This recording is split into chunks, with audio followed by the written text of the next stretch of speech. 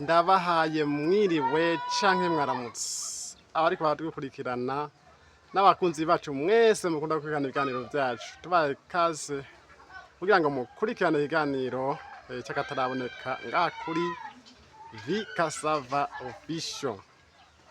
Bagenzi, uyu munsi ndabazaniye ikiganiro gikomeye cane mutari bwumve.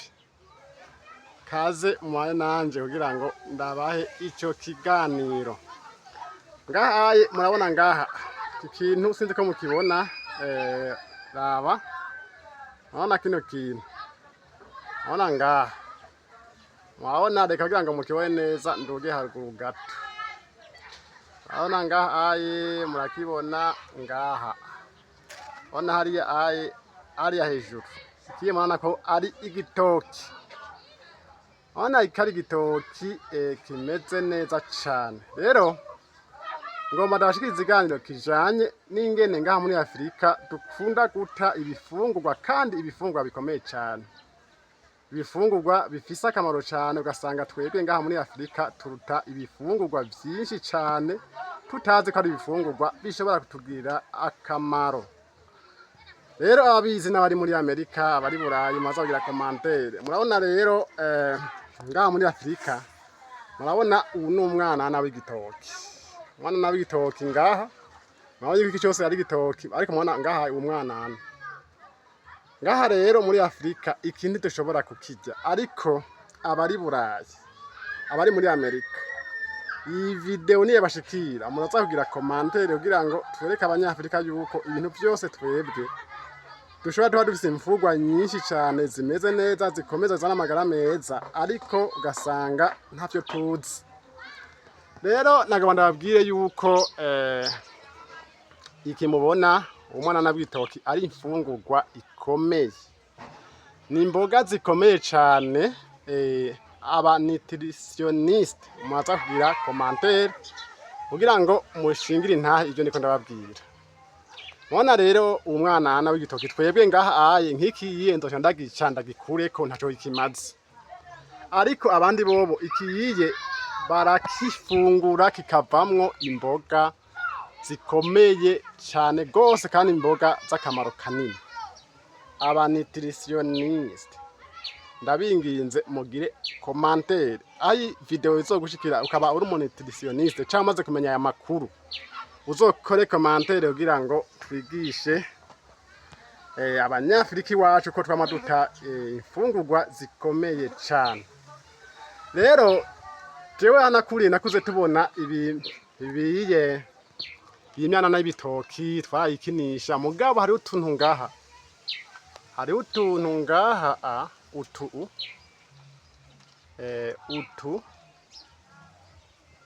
utuye ngaha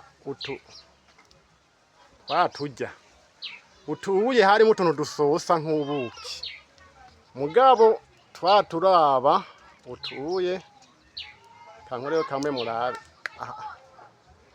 nguvuga aka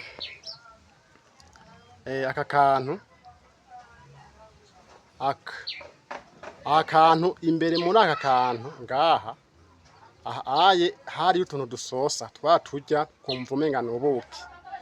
Rero aka kantu ko twarakarya ntitwari akantu ariko imbere hari utuzi dusosa neza tukiri abana twatwumviza. Rero umuntu we yaragiye kano kantu niba wararagiye canke yarabaye ahantu mu caro ahantu ruguru utakuriye mu gisagara ndaza akantu urakazi. Rero twarimo ubuki tuntu tosa nk'ubuki twaturya ariko ntitwari bwamenye yuko iki naco naje ramenye vuba yuko iki kintu ari imfungurwa ikomeye. Ariko rero kandi inzuki zo zabimenye kare. Murakunda kubona inzuki ngaha hano kuri haba hari inzuki nyinshi sinzi yo zajanye ziba zaje kudaha ubuki muri utu tuntu ngaha muri umwana w'igitoki. Rero nagomba ndababwire yuko umwana w'igitoki ari imfungurwa ikomeye cane, imfungurwa ikomeye cane izana amagara meza umuntu ayifunguye akamera neza cane. Ivyo rero murako ngaha muri Afrika duta imfungurwa zikomeye cane. Ngahaye i Burayi canke muri Amerika iki kintu bagifungura. Abari yemaza kutubwira muri commentaire mbega nk'iki giye kigwa angahe ugisanze muri supermarket canke muri alimentation. Mwaza kutubwira igiciro cacu. Rero ngaha muri Afrika dukwiye kumenya yuko ibintu byose tutiyumvira yuko ari imfungurwa zikomeye. Ikiba gisigaye hakeneye ukuntu dumenya ingene dushobora kubitunganya.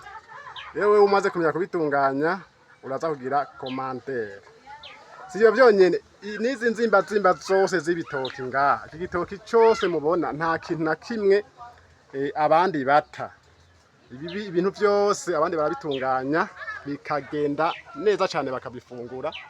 Uhereye twe dufungura kijya cyonyene mubona. Twe dufungura imino y'ibitoki. Nta muntu afungura inzimba. Twe dufungura kijya gitoki cyonyene mubona. Ariko abandi ibi byose nibidumbudumbu bijya ntimatima iri imbere mu gitoke muri iki kidumbudumbu iki abandi barayifungura. Rero nagomba ntumire wewe umaze kumenya iyi nkuru uze kugira commentaire kugira ngo ushingire intahe ivyo ndiko ndavuga. Niba utaragira sabone, niba telefone yawe ikikwereka sabone uri kurarorera ino video ufyonde kuri iyo sabone kugira ngo uzowame wikurikiranira ibiganiro tubashikiriza. Kuko ari ibiganiro bitandukanye na cyane vyibanda ku burimyi. Hona ngaha tubazaniye ikintu mutari bwumve cyuko dushobora gufungura uno mwantana w'igitoki. Yindi video tuzokora video tubereka ingene bashobora kutegura neza. Canke nibuze ingene bategura neza uraza kugira commentaire kugira ngo abaza ko ino nkuru bashobore kumva yuko iyi nkuru bashikirije ari yo kuri. Ene ngo ndabwire bagenzi.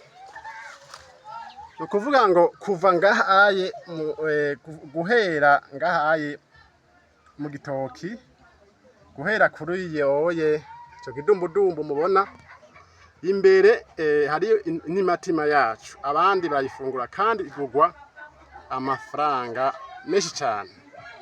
Mwumva reko ngaha muri Afrika twamaduta ibifungwa tutazi ko ari ibifungurwa.